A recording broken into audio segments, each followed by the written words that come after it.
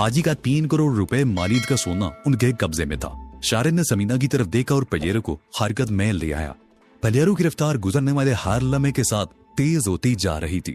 वफरी और पप्पू पहुंचने वाले अड्डे पर छोड़कर शारिद वगैरह जब कोठी पहुंचे तो सुबह के 5 बज रहे थे। पजेरो उन्होंने गैराज में बंद कर दी और उसमें रखी हुई लकड़ी की पेटियां निकालकर एक कमरे में ले आए। शारिद ने एक पेटी खोल दी, उसके साथ ही उसकी आंखें चमक उठी। पेटी में सोने के बिस्किट भरे हुए थे। हर बिस्किट 100 ग्राम का था और उन पर दुबई की एक मालियाती कंपनी की मोहर लगी हुई थी। शारिद ने दूसरी दोनों पेटियां भी खोल डाली, उनमें भी सोने के बिस्किट भरे हुए थे। सुबह जब हाजी को इत्तला मिलेगी कि उसका सोना हम लोगों के कमरे में आ गया है तो शायद वो अपने आप को गोली मार लेगा। समीना ने सोने का एक बिस्किट उठाते हुए कहा, इस सोने की मालियत 3 करोड़ है। शारिद बोला, ये रकम हाजी के लिए बहुत मामूली है, वो ये माली नुकसान तो बर्दाश्त कर लेगा, लेकिन ये बात यकीनन उसके लिए नाकाबिले बर्दाश्त हो भी कि उसका सोना हमने छीना है। वो खुदकशी तो नहीं करेगा, अलबत्ता हमारे खिलाफ उसकी सरगर्मियां तेज हो जाएंगी, लेकिन मैं उसे ऐसा मौका ही नहीं दूंगा कि वो हमारे खिलाफ कोई कार्रवाई कर सके। मैं उसे चैन से बैठने नहीं दूंगा। वैसे इस मिशन की कामयाबी का सिरा चापरी के सर पर है। समीना ने उसकी तरफ देखते हुए कहा, उसकी अदाकारी लाजवाब थी। उसे देखकर बिल्कुल ही यही लगता था जैसे उसे वाकई ही जान से मार दिया जाने वाला हो। हाँ, ये वाकई कमाल की लड़की है, अभी तो इसने और भी बहुत से काम करने हैं। बहरहाल शारिद समीना की तरफ देखते हुए बोला, तुम चाय बनाओ, मैं इन पेटियों पर ठिकाने लगा आता हूँ। शारिद ने बारी बारी तीनों पेटियों को उठाकर तय खाने में पहुंचा दिया। थोड़ी देर बाद समीना ने चाय तैयार कर ली और वो लाउंज में बैठकर चाय पीने लगे। खिड़कियों से दिन की हल्की सी रोशनी नजर आ रही थी। शारिद ने उठकर एक खिड़की खोल दी। ठंडी हवा का एक झोंका उसके चेहरे से टकराया। वो समीना और शाहपरी की तरफ मुड़ गया। बाहर बड़ी खुशगवार हवा चल रही है, बाहर ना बैठा जाए? बहुत अच्छा ख्याल है। समीना अपना कप लेकर उठ गई। शाहपरी ने उठकर अपना कप उठा लिया और वो लाउंज से निकलकर बरामदे में बिछी हुई कुर्सियों पर बैठ गए। कुर्सियां पुरानी थी, न जाने कब से यहाँ पड़ी थी, लेकिन इस्तेमाल के काबिल थी। हवा वहां की बहुत खुशगवार थी। शारिद ने बरामदे से बाहर निकलकर झांका तो उसके ऊँटों पर खफीफ सी मुस्कुराहट आ गई। बादल छा रहे हैं, मगरब की तरफ से घटा उठ रही है, आज बारिश जरूर होगी। उसने दोनों की तरफ देखते हुए कहा, घर चलना है या आज यहीं रहा जाए? समीना ने पूछा, आज यहीं रह जाते हैं। रदिया को थोड़ी देर बाद फोन कर देना कि हम शाम तक आ जाएंगे ताकि वो परेशान ना हो, शारिद ने कहा। चाय पीने के बाद समीना उठकर अंदर चली गई। उस वक्त किसी मस्जिद से फजर की आदान की आवाज सुनाई दी।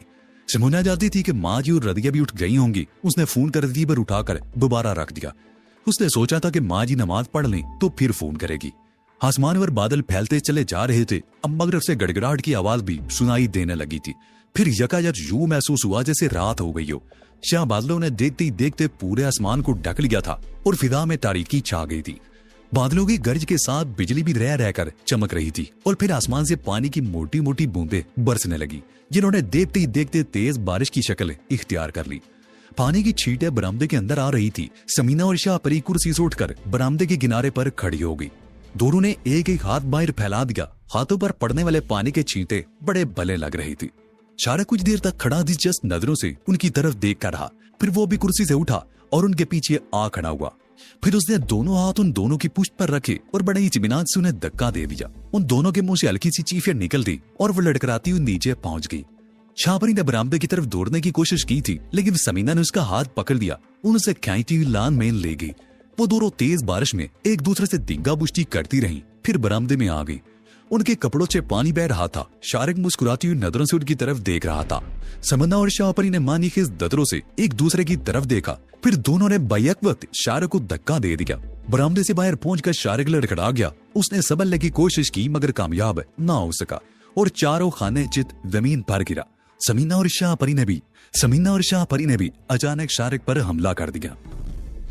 उन दोनों ने शारिद को बाहों और टांगों से पकड़ दिया और उसे डंडा डोली करते उठाते लान में ले आई। एक दो झूले दिए और फिर घास पर फेंक दिया। वो दोनों बरामदे में आकर कुर्सियों पर बैठ गई। उनके कपड़ों से नुचड़ने वाला पानी बरामदे के फर्श पर बह रहा था। वो दोनों शारिद की तरफ देख कर कह के लगा रही थी, जो घास पर लोटे लगा रहा था। कुछ ही देर बाद वो दोनों भी फिर लान में आ गई और वो तीनों एक दूसरे पर पानी के छींटे उड़ाने लगे। आज तवील अरसे बाद उन्हें तफरीता मौका मिला था। हंगामों की वजह से सफेद तो जैसे उनकी जिंदगियों से रुखसत ही हो गई थी और आज मौका मिला था तो उससे भरपूर अंदाज में लुत्फानंदोज हो देना चाहते थे। यहाँ देख लिए जाने का अंदेशा भी नहीं था। इनके चारों तरफ वसीउ अरीज कोठियां थी। हर कोठी में लान था। अगर कोई बाई से लुत्फानंदोज होने के लिए बाहर निकलेगा भी तो अपने लान ही में आएगा। वो दिन तकरीबन 1 घंटे तक बारिश में भीगते रहे, फिर बरामदे में आ गए। इतनी देर तक पानी में रहने से सर्दी महसूस होने लगी। समीना के तो बाकायदा दांत बज रहे थे। तुम लोग जाकर कपड़े बदल लो, कहीं बीमार ना पड़ जाओ, शारिक ने कहा। बड़ी जल्दी ख्याल आया, शाहपरी बोली। जब तुमने हमें बारिश में धक्का दिया था तो उस वक्त तो हमारे बीमार पड़ने का ख्याल नहीं आया था। नहीं, उस वक्त सिर्फ शरारत सूझी थी, शारिक ने मुस्कुराते हुए कहा। पहले समीना उठकर अंदर गई। वो तकरीबन 20 मिनट बाद वापस आई। उसने ना सिर्फ कपड़े बदल लिए थे बल्कि सर्दी से बचने के लिए बिस्तर की एक चादर भी ओढ़ ली थी। मैंने तुम्हारे लिए भी कपड़े निकाल कर बेड पर रख दिए हैं, जाओ बदल लो, उसने शाहपरी की तरफ देखते हुए कहा और एक कुर्सी पर बैठ गई। शाहपरी उठकर अंदर चली गई। उसने आजी के दामाद अब्दुल शकूर वाली कमीज पहन रखी थी जो भीगकर उसके जिस्म से चिपक गई थी। रदिया को फोन कर दिया। शारिक ने समीना की तरफ देखा। नहीं, अभी थोड़ी देर में करती हूँ, समीना ने कहा। थोड़ी देर बाद शाहपरी भी कपड़े बदल कर आ गई। अब शारिक की बारी थी। वो उठकर अंदर चला गया। जब वो कपड़े बदल कर कमरे से निकला तो समीना फोन पर रदिया से बात कर रही थी। उसके करीब ही सोफे पर शाहपरी भी बैठी हुई थी। थोड़ी देर बाद उसने फोन बंद कर दिया। कुछ खाने को मिलेगा? शारिक ने सवालिया निगाहों से समीना की तरफ देखा। यहाँ तो कुछ भी नहीं, समीना ने कहा। हम कई रोज बाद यहाँ आए हैं, मैंने कुछ ला कर रखा ही नहीं। बारिश कुछ छलकी हो तो कहीं से कुछ ले आता हूँ, शारिक बोला।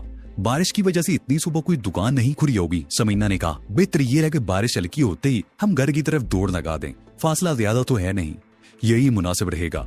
बारिश हल्की होते ही हम यहाँ से निकल पड़ेंगे, शारिक ने कहा। और ये घर? शाहपरी ने हुई नजरों से बारी बारी उनकी तरफ देखा। क्या इसे खाली छोड़ दिया जाएगा?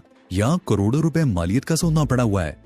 सोना कहीं नहीं जाएगा, शारिक ने मुस्कुराते हुए कहा। ये घर पहले भी कई रोज से खाली पड़ा था। अगर कोई चोर आ भी गया तो उसे यहाँ फर्नीचर के सिवा कुछ नहीं मिलेगा।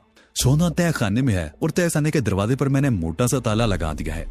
चोर बड़ी उजलत में आते हैं, वो कपड़ों में अलमारियों वगैरह की तलाशी तो ले लेते हैं, लेकिन किसी मकान के तय खाने का रास्ता तलाश नहीं करते। इसलिए तुम सोने की फिक्र मत करो, वो महफूज है। हाँ, ये बात तो तुम ठीक ही कहते हो, शाहपरी बोली। किसी चोर को तो ये मालूम नहीं होगा कि इस मकान के नीचे तय खाना है और तय खाने में सोना भी रखा हुआ है।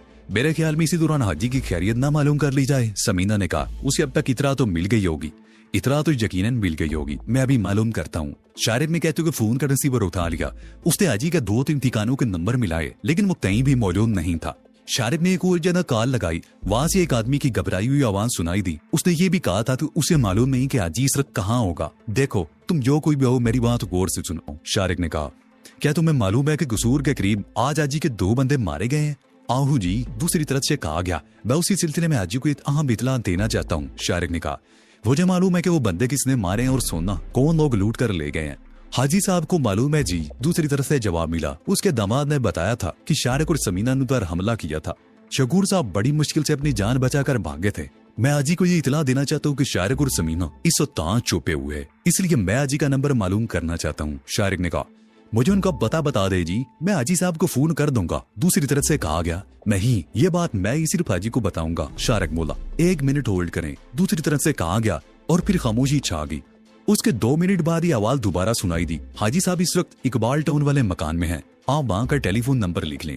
शायरे के मुद्दा पर खफीस सी मुस्कुराहट आ गई। इकबाल टाउन में हाजी के किसी ठिकाने के बारे में इंकशाफ हुआ था और जब दूसरी तरफ से फोन नंबर बताया गया तो वो उछल पड़ा। यह तो उसी मकान का नंबर था जो उसकी अदम मौजूदगी में हाजी ने मां जी और रजिया से खाली करवाया था। बोया वो मकान हाजी ही जो कब्जे में था। उसने रिसीवर रख दिया और समीना को उस मकान के बारे में बताने लगा। कुछ देर बाद उसने रिसीवर उठाया और नंबर मिलाने लगा। कॉल लजीम होने में ज्यादा देर नहीं लगी। हाजी से बात कराओ, शारिक ने हेलो की आवाज के जवाब में कहा। हाजी साहब इस वक्त मसरूफ हैं, वो फोन पर नहीं आ सकते। आप अपना नंबर दे दें, वो बाद में आपसे बात कर लेंगे, दूसरी तरफ से कहा गया।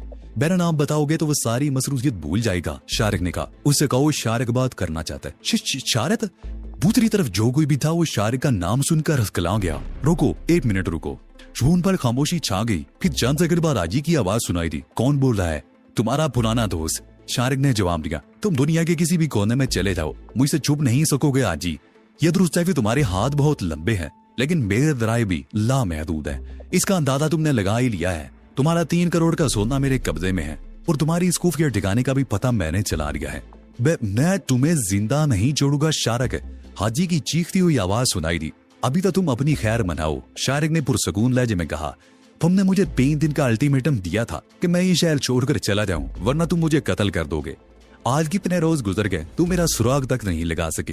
एक बेगुनाह दोस्त को कत्ल करके तुमने बहादुरी का सबूत नहीं दिया।